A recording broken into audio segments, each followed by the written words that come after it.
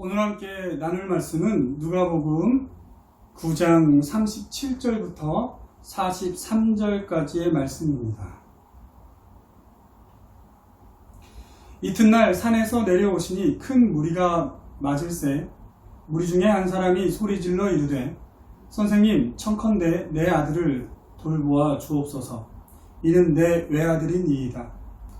귀신이 그를 잡아 갑자기 부르짖게 하고 경련을 일으켜 거품을 흘리게 하며 몹시 상하게 하고야 겨우 떠나가나이다. 당신의 제자들에게 내쫓아 주기를 구하였으나 그들이 능히 못하더이다. 예수님께서 대답하여 이르시되 믿음이 없고 패역한 세대여, 내가 얼마나 너희와 함께 있으며 너희에게 참으리요.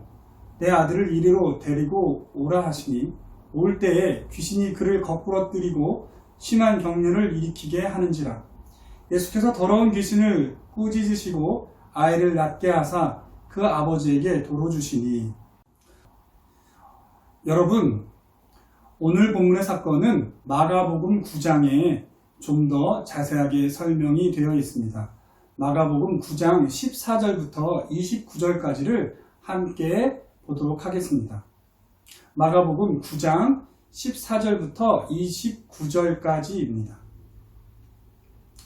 이에 그들이 제자들에게 와서 보니 큰 무리가 그들을 둘러싸고 서기관들이 그들과 더불어 변론하고 있더라.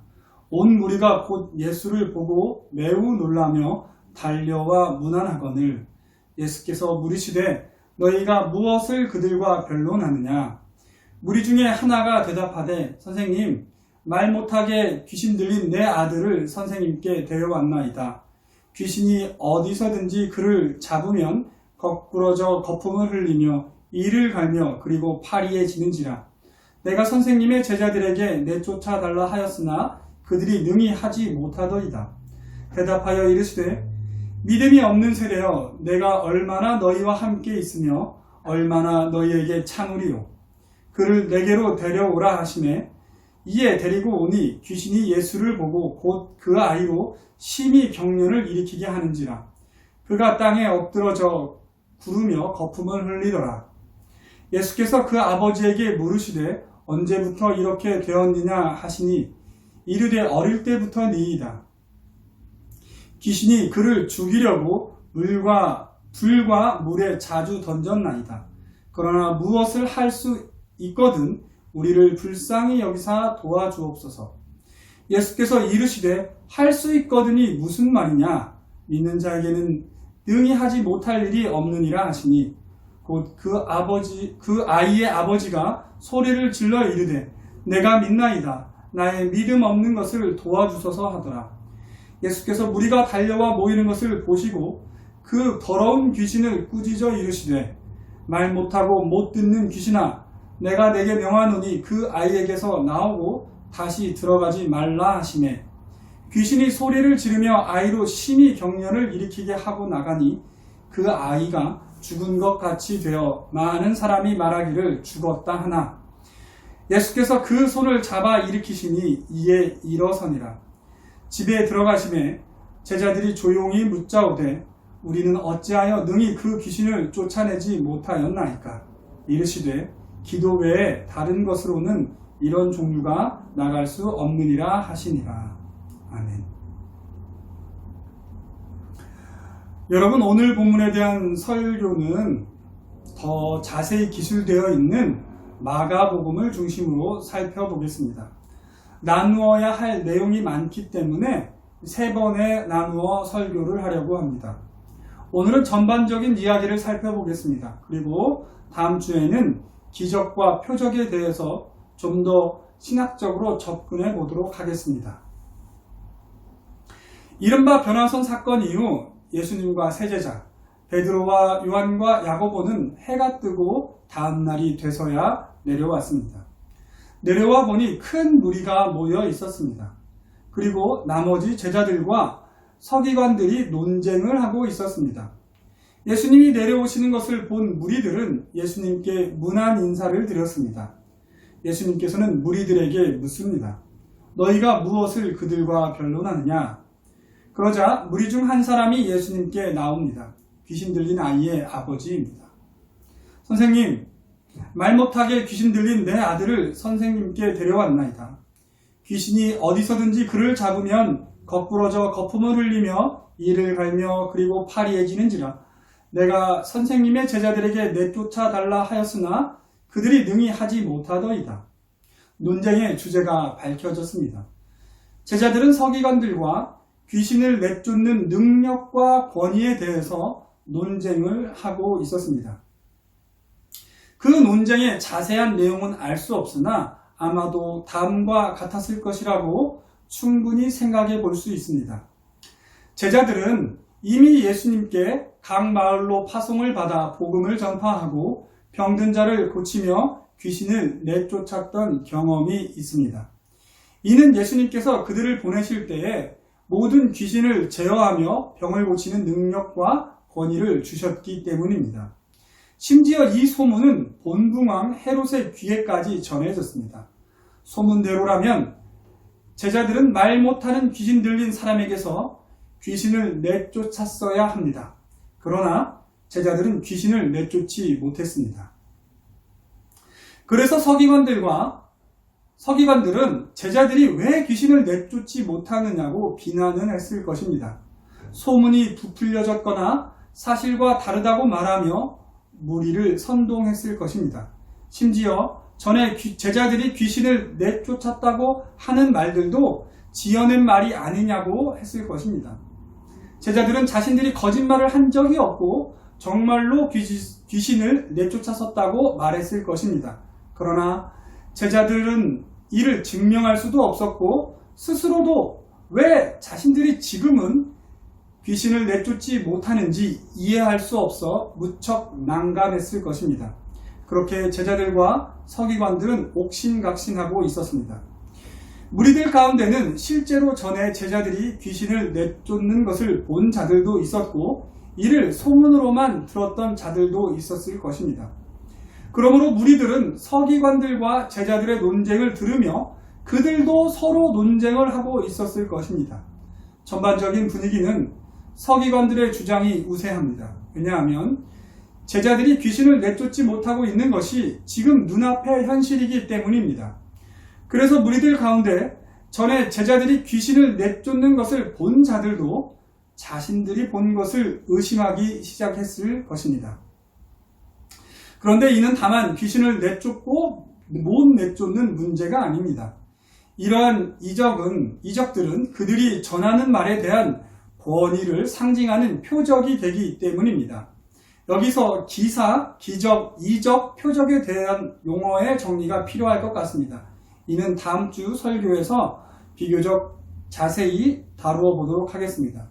오늘은 전체적인 이야기를 위주로 설교를 이어나가도록 하겠습니다.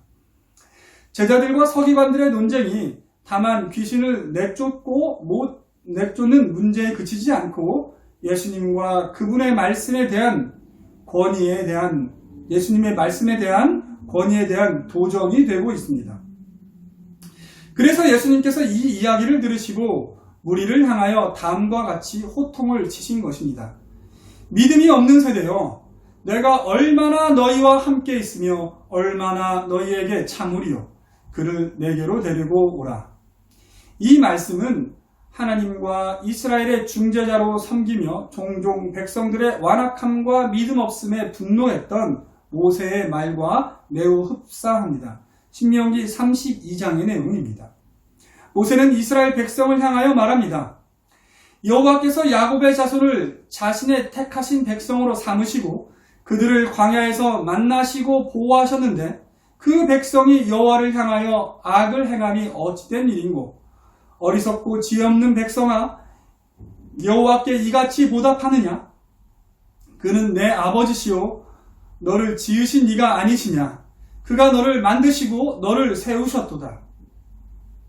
하나님 역시 믿음이 없는 이스라엘로 인해 이러한 감정을 드러내셨습니다.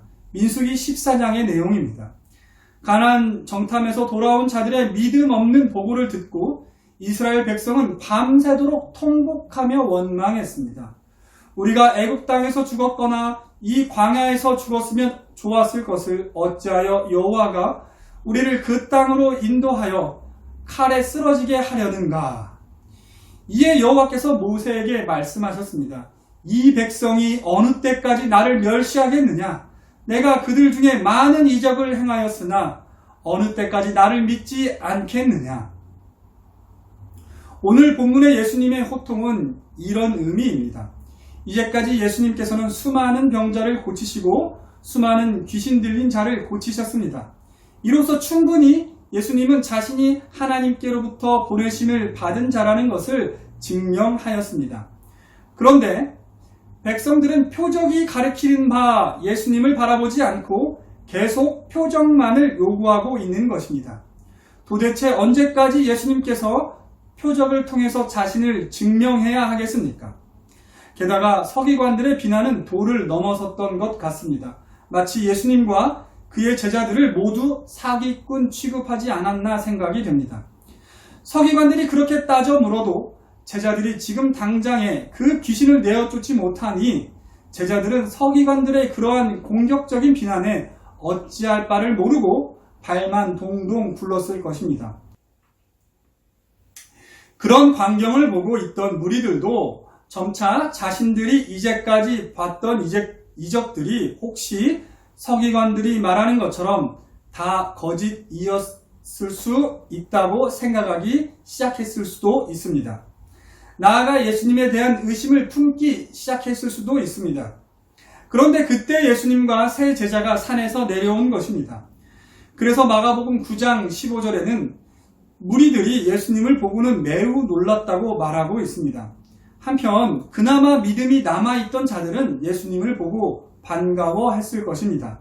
그들은 예수님께서 늦기 전에 이 귀신들을 내쫓으시고 자신들의 믿음을 지켜주기를 바랬을 것입니다. 예수님께서 이르신 대로 그 귀신 들린 사람을 예수님께로 데려왔습니다. 그러자 그 귀신이 예수님을 보고 아이로 심히 경련을 일으키게 했습니다.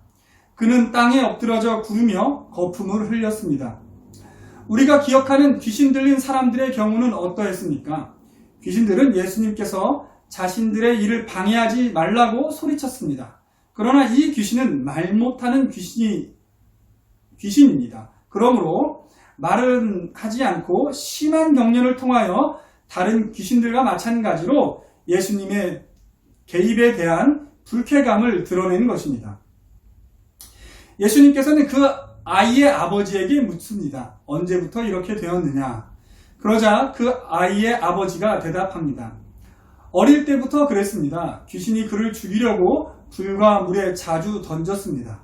그러나 무엇을 할 수 있거든 우리를 불쌍히 여기사 도와주옵소서. 이 아버지의 대답을 보십시오. 제자들이 귀신을 내쫓지 못하고 서기관들이 이를 비난하자 예수님의 대 듣고 예수님께 찾아왔던 그의 믿음이 흔들렸습니다. 그는 이제 확신을 갖지 못하고 절박함에서 오는 간절함만을 가지고 혹시나 하는 가능성을 붙들고 있습니다. 이러한 불확실한 믿음을 꾸짖으시며 예수님께서 말씀하십니다. 할 수 있거든이 무슨 말이냐? 믿는 자에게는 능히 하지 못할 일이 없느니라. 여러분, 전에도 말씀드렸습니다. 믿음은 하나님께서 우리에게 주시는 것입니다. 즉, 이 꾸짖음은 믿음이 없음에 대한 우리의 책임을 묻는 말이 아닙니다. 이는 우리에게 믿음을 일으키시려는 하나님의 강력한 말씀의 선포입니다. 그 말씀의 능력이 아이의 아버지의 다음 반응을 일으켰습니다. 그 아이의 아버지는 소리를 지르며 즉 큰 소리로 말합니다. 내가 믿나이다. 나의 믿음 없는 것을 도와주소서. 아직도 하나님께서 우리에게 믿음 없음을 꾸짖는 것을 믿음에 대한 책임이 우리에게 있다는 말씀으로 들리십니까? 절대 그렇지 않습니다. 믿음 없음에 대한 꾸짖으심은 우리에게 믿음을 불러일으키시려는 강력한 하나님의 초청입니다. 이 아이의 아버지가 소리를 지르는 것을 보고 무리가 달려와 모였습니다. 이를 보시고 예수님께서 그 더러운 귀신을 꾸짖어 이르십니다. 말 못하고 못 듣는 귀신아, 내가 내게 명하노니 그 아이에게서 나오고 다시 들어가지 말라. 이 말씀을 들은 귀신이 소리를 지르며 아이로 심히 경련을 일으키게 하고 나가니 그 아이가 죽은 것 같이 되어 많은 사람들이 말하기를 죽었다고 수군거립니다. 귀신이 마지막 발악을 한 것입니다. 그러나 예수님께서 그 손을 잡아 일으키시니 이에 일어났습니다. 그렇게 사건은 마무리가 되었습니다. 예수님을 사기꾼 취급하던 서기관들도 물러갔고 무리들도 물러갔습니다. 그렇게 서기관들에 의해 자신들이 이제까지 보고 들었던 모든 것에 의심을 품기 시작했던 무리들은 다행히 다시금 믿음을 확인하고 돌아갔습니다. 그 후 예수님과 제자들은 한 집에 들어갔는데 아마도 식사를 하기 위해 들어가신 것 같습니다. 제자들이 이제야 예수님께 조용히 묻습니다. 예수님, 우리는 어찌하여 능히 그 귀신을 쫓아내지 못했습니까? 예수님께서 대답하셨습니다. 기도 외에는 다른 것으로는 이런 종류가 나갈 수 없느니라. 여러분, 여기까지가 마가복음을 기초로 구성해 본 오늘 본문의 이야기입니다. 예수님께서 산에 내려오시기 전에 제자들과 서기관들은 귀신을 쫓아내는 능력과 권세에 대해서 논쟁을 했습니다. 그런데 이 논쟁은 오늘날에도 여전합니다. 우리 중에는 분명히 믿음으로 병고침을 받은 사람도 있고 또한 다른 사람의 병고침을 위해 기도하고 그 기도에 응답을 받은 사람들이 있습니다. 그런데 왜 그러한 신비한 체험은 계속되지 않을까요? 그리고 왜 하나님께서는 우리에게 그런 은혜를 베푸셨을까요? 그리고 어떤 사람들은 그 신비한 체험 때문에 오히려 진리에서 벗어나게 되었을까요? 그리고 어떻게 어떤 사람들은 그 신비한 체험 때문에 스스로 교만하여져서 오히려 하나님의 진리를 가리는 자가 되었을까요? 이 부분에 대해서는 다음 주와 그리고 그 다음 주에 이어서 다루어 보면 좋겠습니다. 오늘은 전반적인 이야기를 중심으로 다음의 구절만 기억하셔도 좋을 것 같습니다. 하나님께서 우리에게 믿음 없음을 꾸짖는 것은 믿음 없음에 대하여 스스로 책임지라는 의미가 아닙니다. 오히려 우리 안에 믿음을 불러일으키시기 위하여서 믿음의 주여 온전케 하시는 주님께 믿음을 달라고 엎드려 기도하게 하시려는 하나님의 강력한 믿음으로의 초청입니다. 그리고 그 초청에 대한 우리의 마땅한 반응은 기도밖에 없습니다. 할 수 있거든이 무슨 말이냐? 믿는 자에게는 능히 하지 못할 일이 없느니라. 기도 외에는 다른 것으로는 이런 종류가 나갈 수 없느니라. 주여, 내가 믿나이다. 나의 믿음 없음을 도와주소서.